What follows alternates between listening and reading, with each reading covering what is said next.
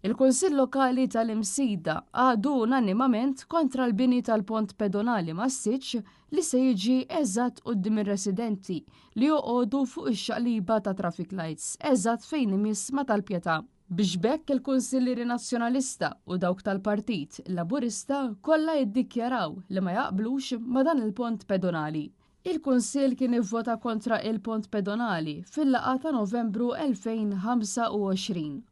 U fil-15 ta' Deċembru l-istess Kunsill iltaqa' mal-Ministru Chris Bonnet sabiex jiddiskuti it-triq il-qudiem. Dan intqal fi stqarrija mill-Kunsill Lokali tal-Imsida li spjega kif dakinhar tal-laqa kien intlaħaq qbil illi ġala darba dan il-pont jiġi ddisinjat jerġa' jkun hemm diskussjoni mal-istess Kunsill sabiex min-naħa tiegħu il-Kunsill tal-Imsida jagħmel laqa ta' konsultazzjoni għar-residenti ikkonċernati.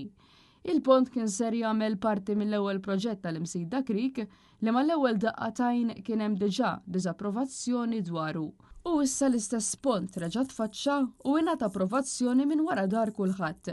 Il-Kunsill tal-Imsida sostna li dan il-pont se jkun aktar ta' inkonvenjent għal min se jkun qed jaqsam bil-mixi għax minflok jaqsam minn fuq pedestrian lights issa jrid jitla pont għoli għal aktar minn 6 metri biex jaqsam għan-naħa l-oħra. Barra minn hekk din ser tkun ukoll diffiċli għal persuni bi problemi ta' mobilità, bir-rota, b'wheelchair jew pusher sabiex jaqsmu triq il-marina, partikolarment jekk il-lift ma jkunx qiegħed jaħdem.